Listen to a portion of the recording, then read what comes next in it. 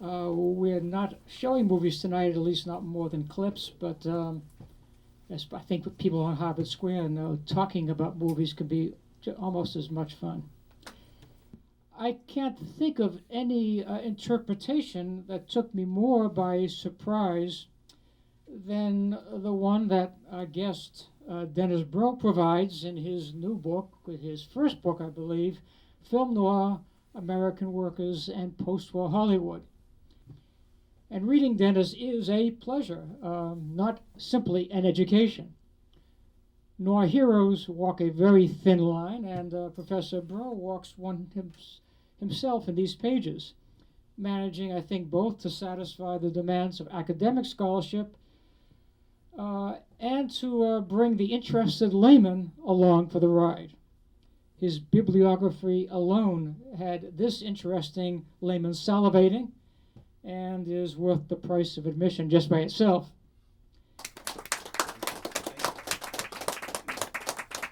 Thank you.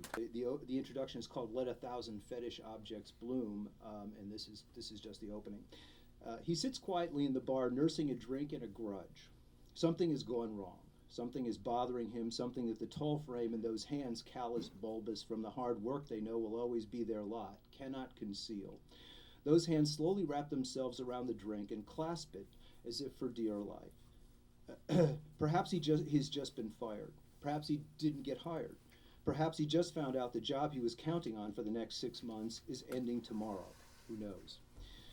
What is apparent is that the breaks haven't gone his way for a long time. The equally anonymous someone behind the bar, for reasons known only in bars, starts suddenly to taunt him, to tease him for his crude manner, crude even in a bar.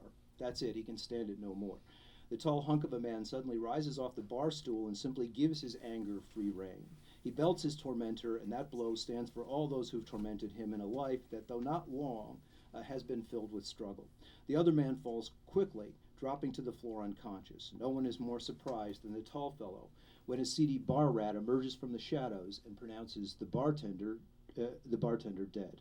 Just another bad break, the striker thinks, as he not quickly, as if he was guilty, but slowly, as if he knows that this break might bring him to the end of the line, sidles out of the bar and into the night. The night, always the night, engulfing him and bringing its own dark solace where once there was promise. That's my description of the opening of a wonderfully titled film called Kiss the Blood Off My Hands. It's one of Burt Lancaster's first moments on the screen, and it's a very, very interesting film because one of these things is these films did have this sort of, or many of them started to move toward this moment where from the beginning it looked like the hero was doomed. The hero or heroine, by the way. As Richard remarked, there's tremendously different ways of seeing noir.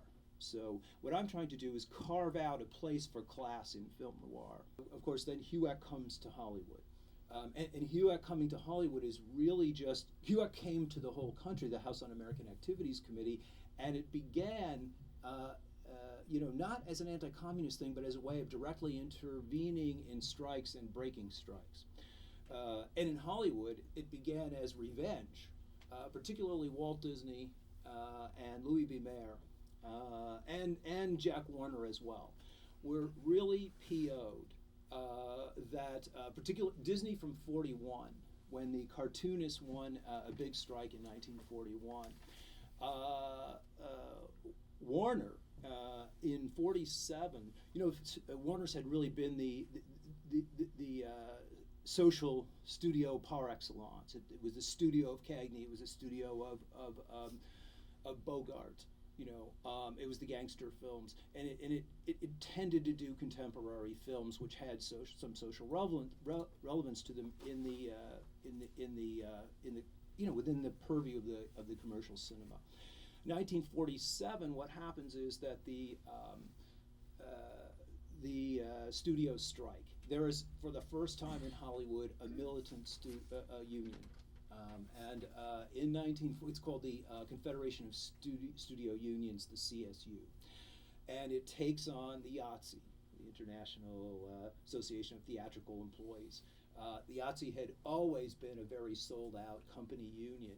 And so all of a sudden, in a period that's a big strike period, the biggest strike period ever in U.S. history, the Hollywood studios are shut down.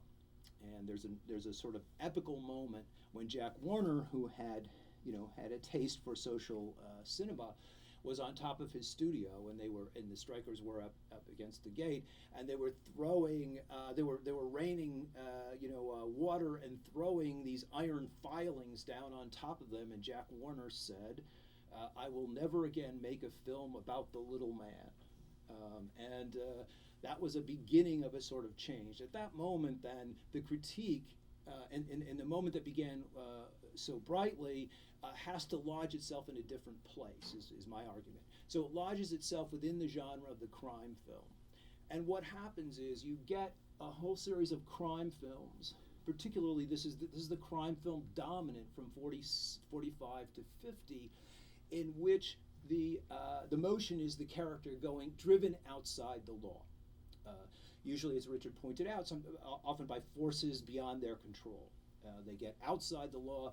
They cannot really figure out what's going on. But there are some sort of staples, which is the character usually is either a middle or working class, not total representative, because you can't really do that in Hollywood. This representation has to be oblique. Remember, as Warner said, basically what Warner's saying is, I'm striking any kind of representation from the screen.